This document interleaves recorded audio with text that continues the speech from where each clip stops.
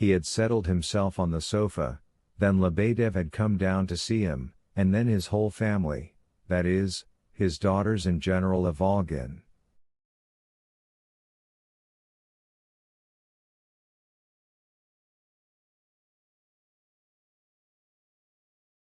Burdovsky had come with Hippolyte as his escort.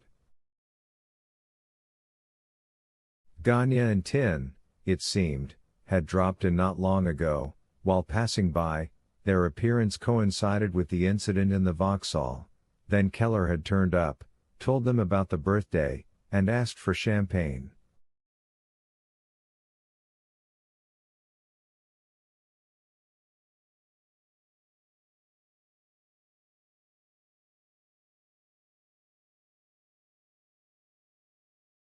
Yevgeny Pavlovich had come only about half an hour ago.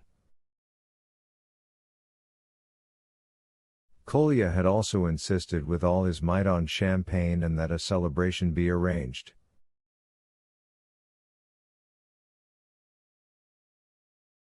Lebedev readily served the wine. "But my own," he babbled to the prince. "At my own expense, to glorify and celebrate, and there'll be food, a little snack, my daughter will see to that. But if you only knew, Prince, what a theme we've got going."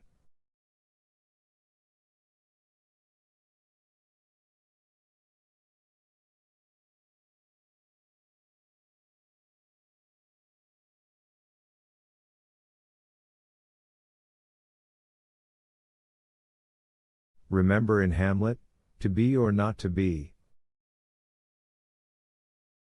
A modern theme, sir, modern. Questions and answers, and Mr. Terentiev is in the highest degree, unwilling to sleep.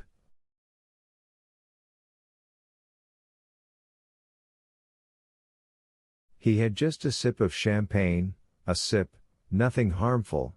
Come closer, Prince, and decide.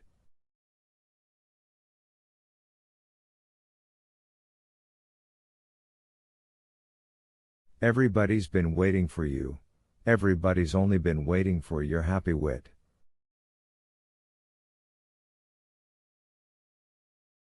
The prince noticed the sweet, tender eyes of Vera Lebedev, who was also hurriedly making her way to him through the crowd.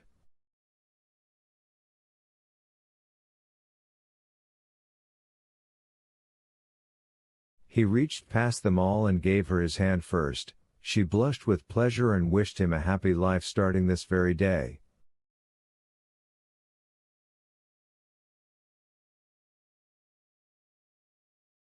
Then she rushed off to the kitchen.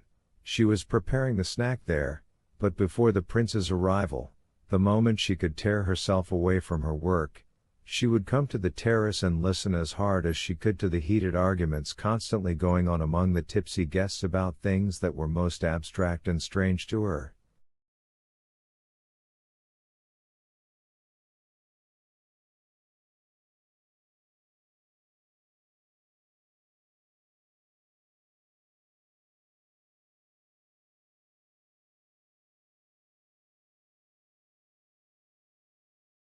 Her younger sister, the one who opened her mouth, fell asleep on a trunk in the next room, but the boy, Lebedev's son, stood beside Kolya and Hippolyte, and the very look on his animated face showed that he was prepared to stand there in the same spot, relishing and listening, for another 10 hours on end.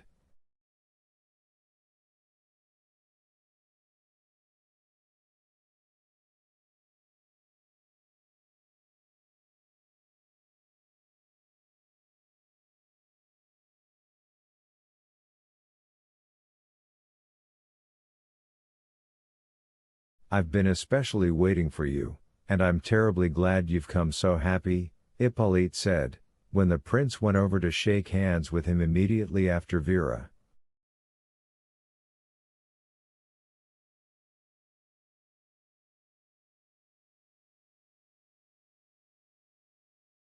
And how do you know that I'm so happy? By the look on your face. Greet the gentleman, and then quickly come to sit with us. I've been waiting especially for you, he added, significantly stressing the fact that he had been waiting.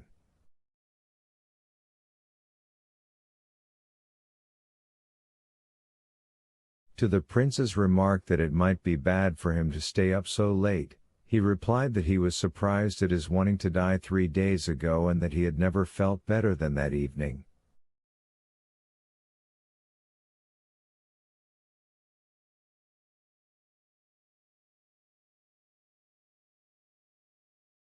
Burdovsky jumped up and murmured that he had come just so, that he was with Hippolyte as an escort, and that he was also glad, that he had written nonsense in his letter, and that now he was simply glad.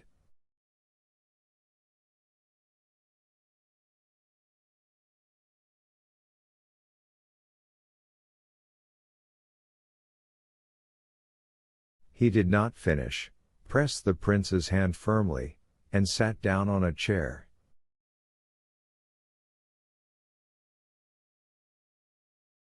After everyone else, the prince went over to Yevgeny Pavlovich.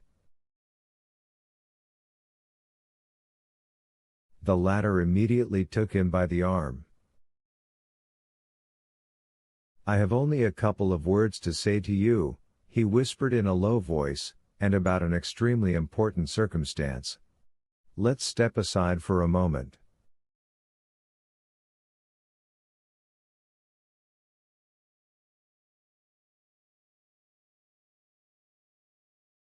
A couple of words, another voice whispered into the prince's other ear, and another hand took him by the arm from the other side.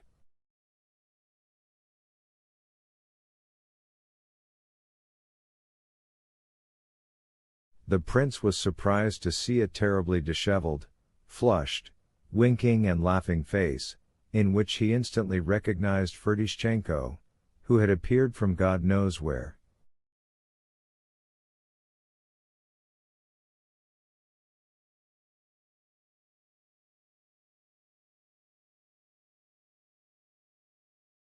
Remember Ferdishenko? The man asked. Where did you come from? Cried the prince. He repents, cried Keller, running up. He was hiding, he didn't want to come out to you, he was hiding there in the corner, he repents, prince, he feels guilty.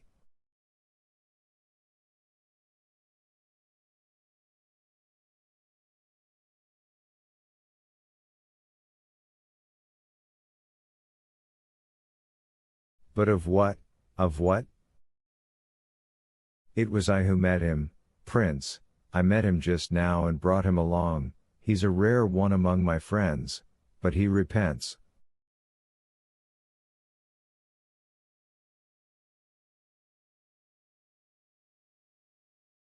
I'm very glad, gentlemen. Go and sit there with everyone, I'll be back presently. The prince finally got rid of them and hurried to Yevgeny Pavlovich.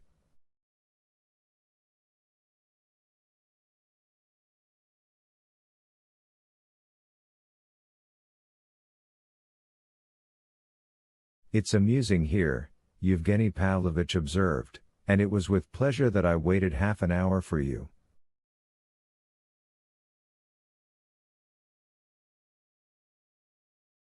The thing is, my most gentle Lev Nikolaevich, that I've settled everything with Kermishev and have come to put you at ease, there's nothing to worry about. He took the matter very, very reasonably, the more so because, in my opinion, it was sooner his fault.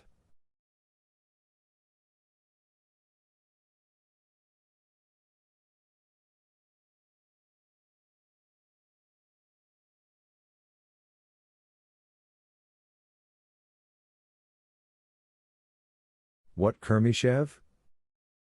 The one you seized by the arms today. He was so infuriated that he wanted to send someone to you tomorrow for explanations.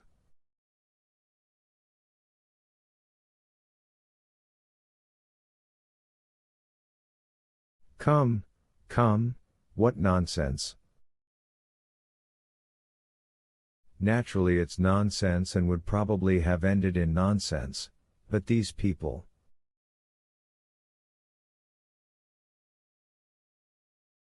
Perhaps you've come for something else, Yevgeny Pavlovich?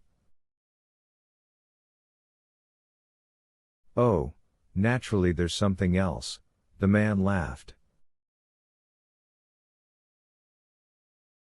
Tomorrow at daybreak, my dear prince, I'm going to Petersburg on this unfortunate business, I mean, about my uncle. Imagine to yourself, it's all true and everybody already knows it except me.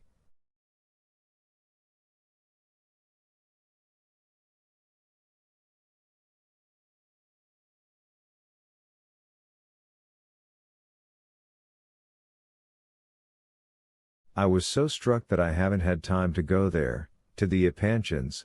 I won't see them tomorrow either, because I'll be in Petersburg, you understand?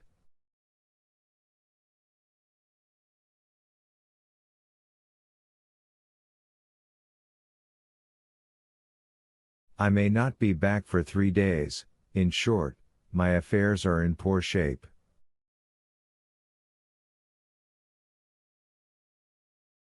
Though the matter is not of infinite importance, I reason that I ought to have a most candid talk with you about certain things, and without losing time, that is, before my departure.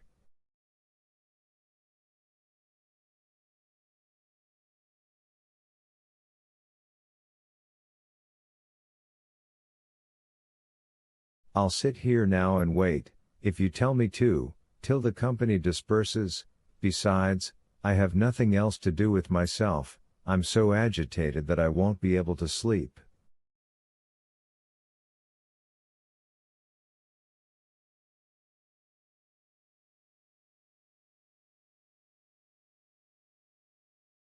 Finally, though it's shameless and improper to pursue a person so directly, I'll tell you directly, I've come to seek your friendship, my dear prince.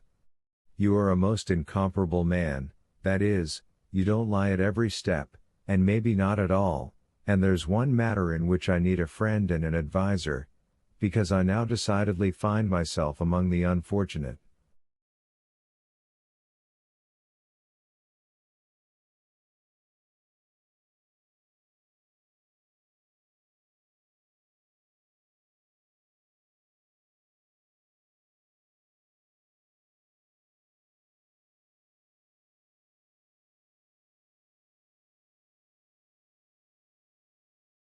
He laughed again.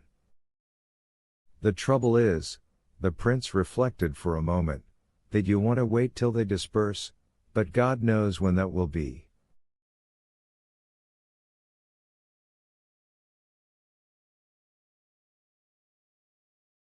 Wouldn't it be better to go down to the park now? They'll wait, really, I'll apologize.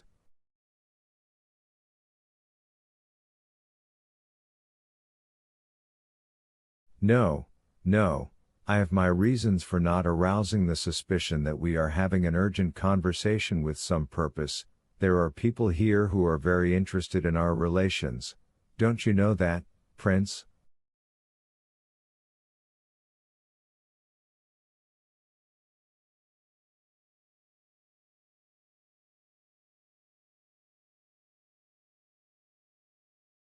And it will be much better if they see that they are the most friendly relations, and not merely urgent ones, you understand?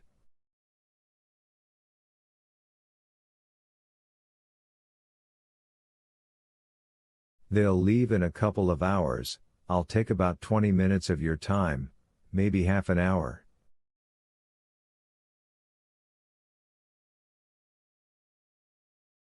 You're most welcome, please stay.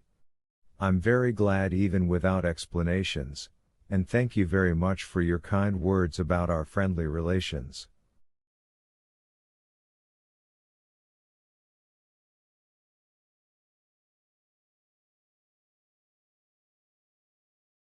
You must forgive me for being absent-minded tonight, you know, I simply cannot be attentive at the moment.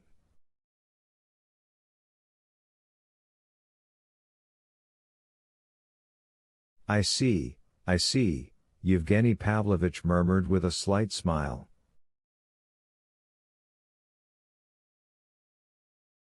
He laughed very easily that evening. What do you see? The prince roused himself up.